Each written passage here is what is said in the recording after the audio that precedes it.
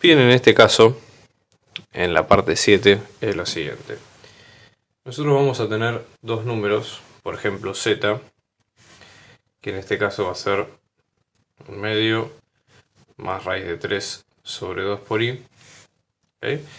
Y vamos a tener otro número que no conocemos, que le llamamos w, de esta forma, ¿no? A más b por i, donde la condición que nos piden es lo siguiente. A y b tienen que ser números distintos de 0, ¿sí? Reales, ¿no? En este caso, pertenecientes a los reales, tales que este número w sea múltiplo real de z, ¿no? Y que a su vez la diagonal del rectángulo de vértices 0, a, w y bi en el plano complejo mida un determinado valor, ¿no? Entonces vamos a tratar de dibujarlo.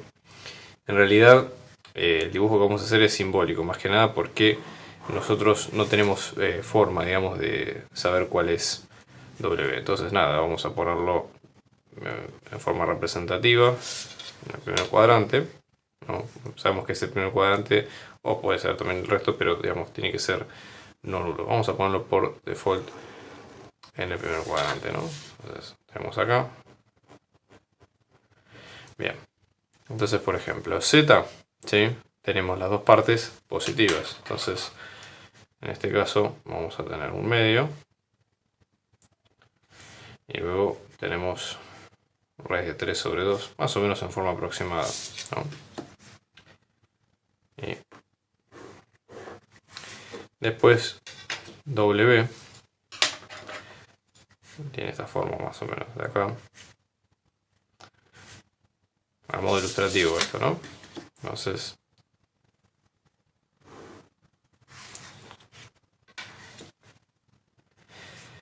acá lo que pide, en este caso, si vemos el rectángulo que pide determinar la figura, es estrictamente este, ¿no? Es decir, el rectángulo que está formado por w y sus componentes, ¿no? Vértices 0, a, b y el vector w. Y la diagonal de w, o la diagonal del rectángulo, se está refiriendo a la norma de w. Si ustedes se fijan, la norma de w es la distancia desde el centro hasta el extremo del vector. Bueno, eso es un poco lo que queremos ver en este caso. Vamos a hacer el caso genérico, que es el que puede servir para todos, donde en este caso vamos a forzar a que la norma de w valga k, que k es un valor genérico cualquiera. Obviamente, por ser una distancia, estamos hablando de un k mayor que 0, ¿okay? Entonces, para tenerlo en cuenta. Bien, ¿cuáles son las condiciones que nos piden? Acá lo único importante es tener en cuenta que w va a ser un múltiplo, digamos, real de z. ¿Qué quiere decir esto? De alguna forma, ambos, z y w, deberían estar en la misma línea. Yo acá los dibujé, digamos, por separado, pero para que se entienda un poco el concepto. ¿Okay? Entonces, para que sea múltiplo real, es una forma, digamos, de expresarlo que no es muy común en álgebra. Es decir, lo van a ver acá, pero es más común usar el término que sea linealmente dependiente o que esté en el mismo subespacio, cuando ya vean subespacios. ¿Okay? Pero bueno, nada, igual está bien. Eso fue a forzar a que si w y z están sobre la misma recta, vamos a llamarle este w', por ejemplo, lo que va a ocurrir es que en este caso va a haber una constante de diferencia entre los dos. Y esa constante es producto por escalar. Es decir, w va a ser el resultado de multiplicar un escalar beta, por ejemplo, por el vector z. Entonces, eso quiere decir que están en la misma línea y que por lo tanto se puede lograr pensarlo de esa forma. Entonces, esta ecuación es la única que a nosotros nos tiene que tener, digamos, sin cuidado. Fíjense, expresándolo de otra forma, esto lo que nos va a quedar va a ser w, que va a ser a más bi, y esto va a ser beta, que beta es un número real, ¿no? Acá en este caso multiplicado por z, que las componentes las tenemos en este lado, ¿correcto? Bien. Muy bien. Ahora, ¿qué otra condición tenemos aparte de esto? Tenemos que la norma, ¿cuál es la norma de w? Que la norma de w en este caso nos está dando un determinado valor, que acá es k. Entonces, esto supongamos que lo tenemos como ecuación 1, por ejemplo. Y cuando vamos a la segunda condición, que la norma de w nos dé k, ¿cómo se calcula la norma de un vector? Se calcula con Pitágoras, ¿okay? ¿Por qué? Nosotros este vector, supóngase gráficamente el W, sería la diagonal, mejor dicho, la hipotenusa de un triángulo rectángulo como el que ustedes ven a continuación. El triángulo rectángulo tiene sus lados rectos dados por las componentes del vector.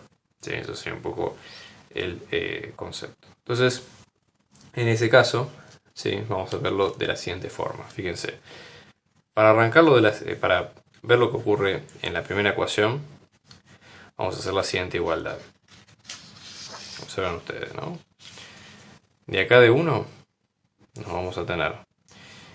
Vamos a igualar componente a componente, ¿no? Tenemos las componentes reales, A más BI, y luego acá B por un medio, y después acá beta por raíz de 3 sobre 2 por I. Entonces vamos a igualar componentes reales con reales, y luego componentes imaginarias. Bueno, imaginarias, ¿no? Imaginarias me refiero a las constantes que acompañan cada uno. Entonces fíjense, A nos va a quedar como beta por un medio, y luego B nos va a quedar como beta por raíz de 3 sobre 2. ¿Sí? Digamos, a lo mejor no es un detalle menor, pero nos va a servir cuando tengamos que calcular la segunda ecuación. Entonces, repitiendo este resultado, observen ustedes, ¿no? A nos va a quedar como beta por un medio, B nos va a quedar como beta por raíz de 3 sobre 2. Sabemos que el módulo de W nos va a quedar esa constante K. Y ese módulo de W, ¿sí? Si sale, digamos, por Pitágoras, por ende, módulo de W va a ser la raíz cuadrada de la suma de ambos lados al cuadrado, sin la unidad imaginaria. ¿Sí? Recuerden siempre eso, porque la unidad imaginaria, el único objetivo que tiene es indicar que es, la constante, digamos, es acompañando a la unidad imaginaria, pero no entra en el vector. Entonces, reemplazando ambas variables acá, fíjense, esto vamos a tener beta por un medio, todo esto al cuadrado, reemplazamos acá por este A, luego acá lo mismo, ¿sí? Por este B nos va a quedar beta por raíz de 3 dividido 2, todo esto al cuadrado, y todo esto raíz cuadrada. Y todo esto sabemos que es igual a la constante K. Entonces, fíjense, en este sentido, ¿sí? Una de las cosas que se pueden hacer acá serían, por ejemplo, tratar de despejar, unas opciones sería tratar de despejar beta en función del resto de las variables para luego reemplazarlo en el vector correspondiente, si es que se puede, ¿no? Entonces, fíjense, vamos a orientar esta ecuación a despejar beta para luego reemplazarlo en las coordenadas originales del vector. Una de las técnicas que se pueden usar acá es elevar al cuadrado a ambos lados para sacarnos la raíz cuadrada de este lado.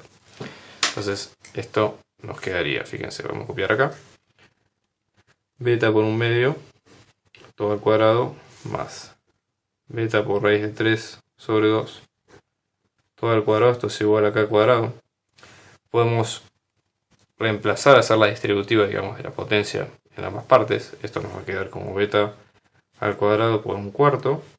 Esto nos va a quedar como beta al cuadrado por 3 cuartos. Es igual a acá al cuadrado. Un cuarto más 3 cuartos es 1. Por ende nos va a quedar como beta al cuadrado es igual a acá al cuadrado.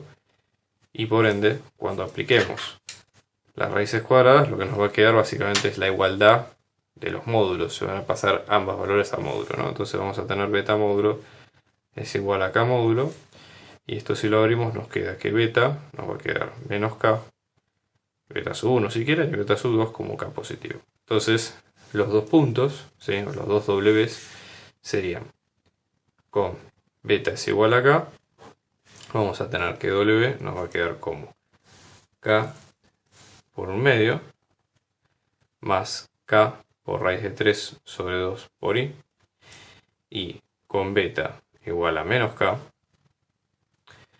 W nos va a quedar como menos K por un medio más menos K por raíz de 3 sobre 2 por I. Y ahí quedan los dos números complejos.